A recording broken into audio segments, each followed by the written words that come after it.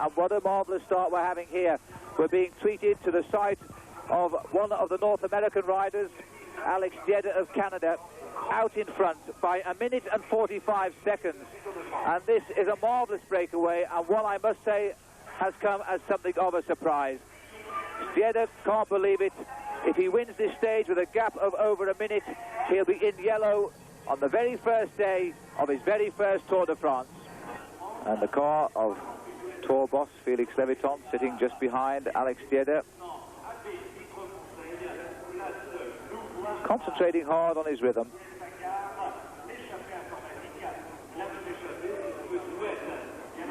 With a gap like he has at the moment, if he was to come to the finish with a lead of over 1 minute, he would be in yellow, that's for sure. But of course, Eric van der Arden of Belgium, riding for Robert Miller's Panasonic team, is our favourite today to take over the race lead, because he finished second in the prologue time trial yesterday, just a few seconds behind the leader at the moment, Thierry Marie of France. And already Van der Arden has won 2 special sprint bonuses on the course, giving him 24 seconds in bonus time. And without Stieda being out here in front, then Van der Arden is the overall leader. The complicities of the Tour de France, because to liven the race up in these early stages, the flat roads as the Tour winds its way down to the south, the organisers throw in 3 or 4 special places on the route where the riders must race for the point. And they're not racing just for a £50 prize, but they're racing for seconds, which is deducted from their overall time. And today there are 5 such hotspot points, as they call them, offering 12 seconds for the first man, 6 seconds for the second man, and 3 seconds for the third. And there's the first sighting of the main pack in the Tour de France. 209 riders altogether. Of course, ahead by over 1 minute and 40 seconds, Alex Stieda of Canada, riding for the American 7-Eleven team. And there is the indication that that man is away, because his teammates are on the front. Doug Shapiro is the first man, and I think it could well be Alexei Greywall in second place, the Olympic champion. And now you see the attack coming on the left of the road. This is how the pack changes its formation. Somebody has gone on the left, a new surge, a new line of riders. The green jersey there of points leader of this race being worn in third place by Eric van der Arden of Belgium. And this is Henk Lubeding now pulling his teammate van der Arden through. And this is the way to work around the 7-Eleven team, leave them on the wrong side of the road and take the charge down in the right-hand gutter. Van der Arden goes through. And so the leader, Alex Stieda of Canada, riding for the American 7-Eleven team, his lead slowly crumbling, but still well over 1 minute.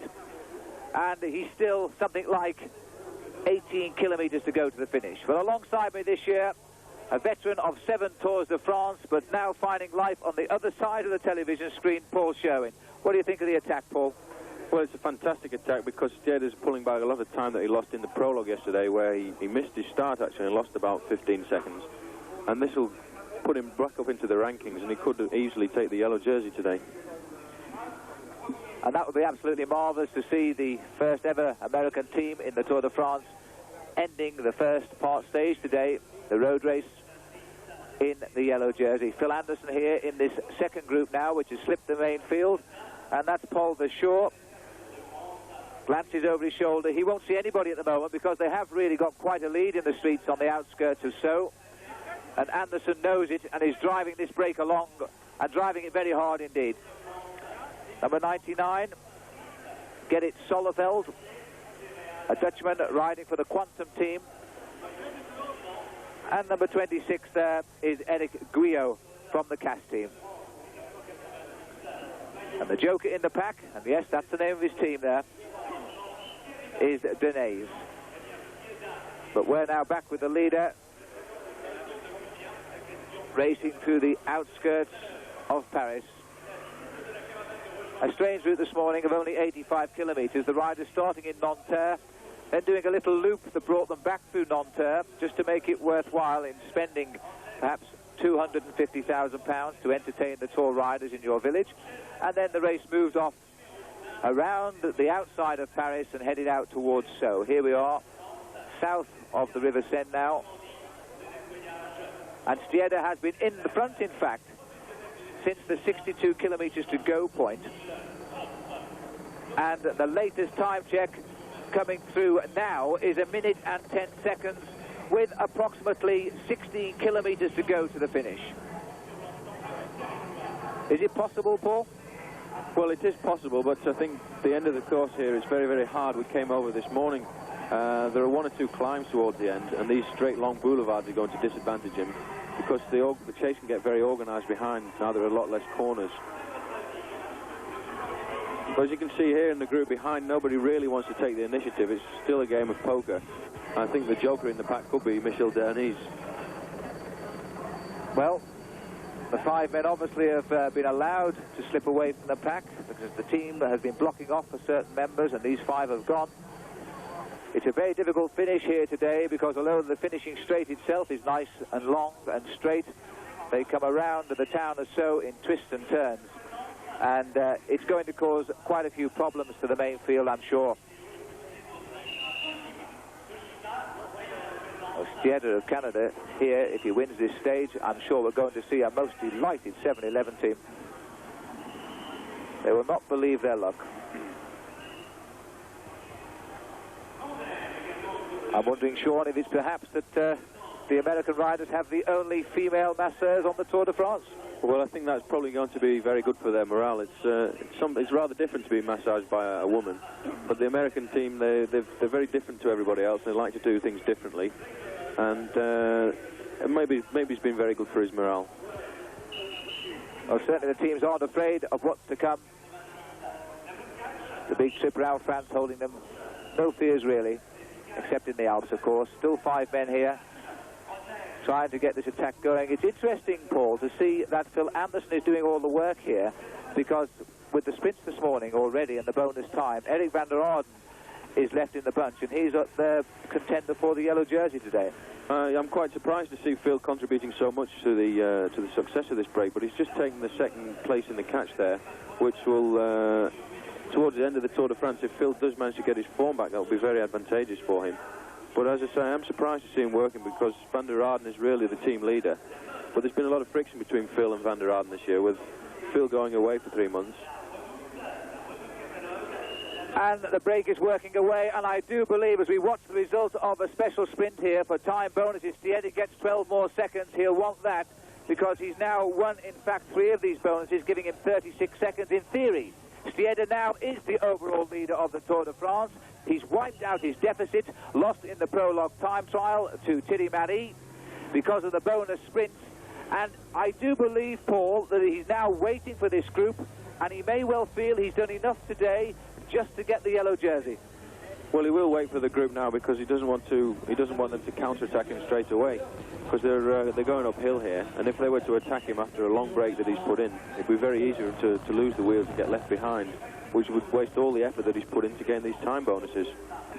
And so Stieda waits, the man that started it all, now taking a few deep breaths. He must watch here as the group comes up, because the classic tactic is to catch your man and attack him immediately before he can breathe in deeply. The first man up there is Eric Guyot in the blue jersey, followed by Paul Verschorer. Anderson has now gone to the back. He's worked hard to close this breakdown, and this is the main field now, and a teammate here of Paul Sherwin trying to get some life into the pack to wrap it all up before the finish. And you see the teammate here, Doug Shapiro, I think it is, teammate of Alex Stieda, trying now to break up their rhythm and slow it down. The classic tactic.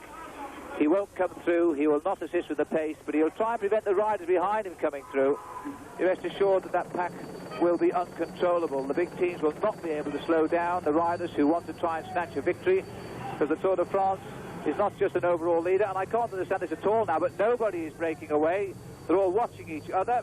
That's not the way to do it. And it looks like the joker has gone. The very man that Paul Sherwin said might not do it. An attack now by Michel Derni's. First Tour de France for him. And as you see, the boys in the back, and Anderson is the culprit here. Nobody will come round Anderson, so his attitude is, well, lads, if you don't come round me, then we'll go back to the main field and forget it. And 2 riders have gone away, And Stieda's been caught in this one. He's at the back of the group, and this will please Phil Anderson because, of course, it's Anderson's teammate Eric van der Aarden who Panasonic wanted in yellow today, and if Stieda goes back to the bunch, it might well all change. And we're going up now to see just who has joined Dernies at the front. Solleveld. And it could well be Gerrit Zolleveld, as Paul tells me. And that's a very dangerous game they're playing now behind, to let these two riders get away so near to the finish. Solleveld is a very good finisher, which he proved last year when he won a stage in the Tour de France in a little breakaway like this. And now two new allies, at least for the moment. Zolleveld sitting there, riding a very big gear. You see his chain there on the biggest chain wheel. So he's pushing on the bike as hard as he can now, and he'll be up there around the speeds of 30, 35 miles an hour as we come towards the end.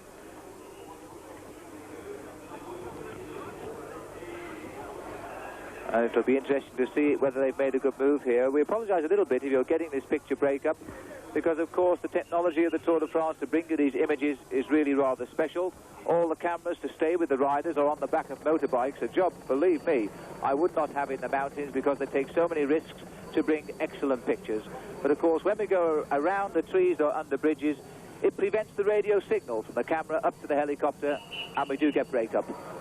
5 kilometres to go. That's 3 miles, and this now looking a reality, not just for Zolleveld and Dernies at the front, and here they are, but also, Paul, a real chance for a Canadian to be in yellow. Wouldn't that be marvellous? Well, that'd be fantastic, really, for the North American countries, because I don't think a North American rider has ever worn the yellow jersey in the Tour de France. Greg LeMond has always been well placed, but he's never actually been in yellow. For a Canadian, well, it's just an absolutely marvellous start to the Tour de France. He's not too far back here. I think they're only 15 to 20 seconds behind at the moment, and all Stieda has to do is stay with that group. I'm sure he knows that now. I wonder what he's feeling like. I wonder if the adrenaline coursing through the veins there, he's got that tingling feeling on his arms and on his legs, thinking, I'm nearly there, I could be in yellow, and one yellow jersey will do me, and I'll take it home to Canada. There he is, the rider we're all talking about, and everybody here at the finish line is asking, how do you say the name Stieda? Well, it's certainly a strange one for the French, the Italians, the Belgian commentators here. I think they're rather glad that we've got Paul Sherwin alongside us to give them some information. Back with the leaders now, inside 5 kilometres to go. Gerrit Zolleveld, the winner of a stage last year. Michel Dernies, certainly not a winner of a stage last year, in with a chance. But Zolleveld must be favourite for the sprint because it is a long, long finish, slightly uphill. One of those finishes a lot of riders hate because you can see the banner from such a long way away, and it's very difficult indeed to judge the last effort.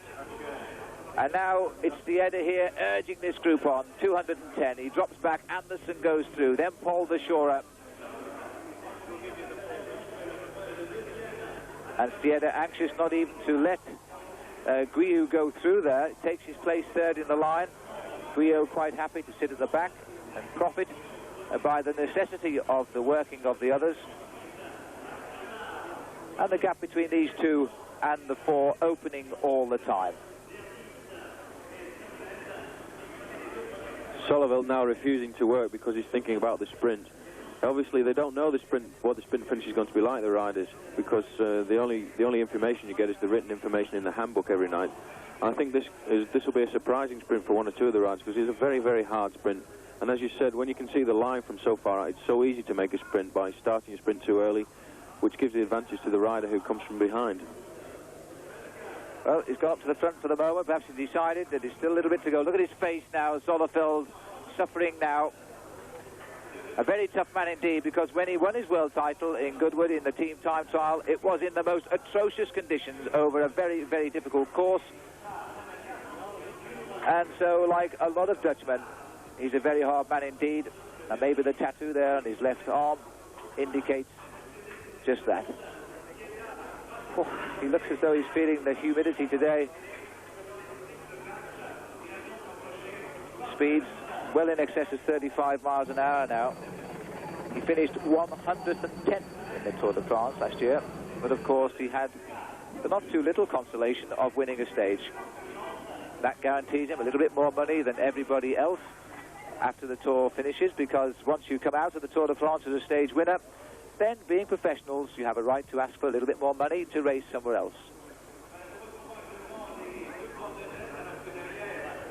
The chasing group of 4 still surviving these last couple of kilometres, and Alex Stieda still surviving too, very much indeed. The meters ticking off towards the first wearer of the yellow jersey from the North American continent. We knew it had to come soon. The progress of the Americans has been such. We've only heard of Greg LeMond, really, a world champion and 2 silver medals in the World Championships. 3rd and 2nd in the Tour de France. This year, the great favourite. But right now, taking 2nd place to a first-timer in Alex Stieda. 2 kilometres to go to the finish. Paul, how would you feel right now? Well, I know exactly how the riders in the break must be feeling behind now. Having been away for so long, and they haven't got any information on how far behind the bunches as we haven't. And they must be worrying, well, we've put in so much effort, are we going to get caught or not?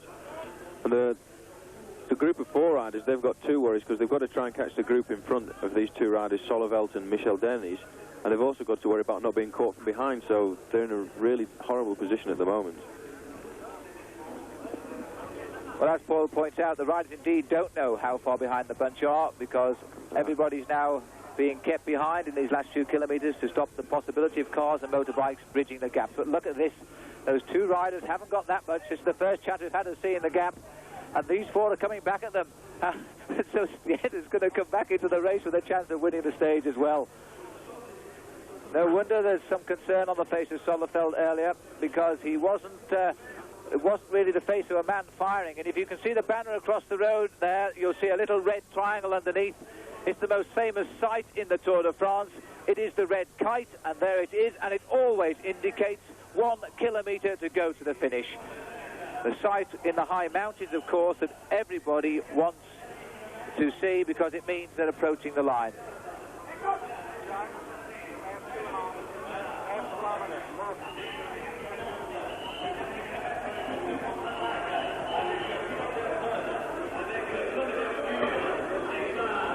And so these last kilometre or so now, but the bunch, of course, probably 2 kilometres behind, and now the cat and mouse tactics start. There's the long straight. They've cut the trees magnificently for the finish of the Tour de France in Nanterre, and between Nanterre and Sceaux,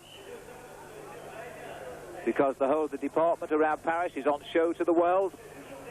They say there'll be quite literally millions of viewers this year watching the Tour de France, and it looks like Dernies has been forced into the hot seat at the front. He can't see where Solovelt is. Solovelt must be the favourite now. He's made the inexperienced rider take the lead. He's also got to check out the situation behind, because in fact Stieda's gone up there in 3rd place. Phil Anderson is in 6th, and I think that's Stieda that's gone. He's caught them on one leg if it is. But it's the inside. No, it's Paul the Shore in fact who's attacked. Paul the Shore goes through here, the good little sprinter, so Paul's showing him is right. The Shore is a good sprinter, is a good finisher, and he's got clear now.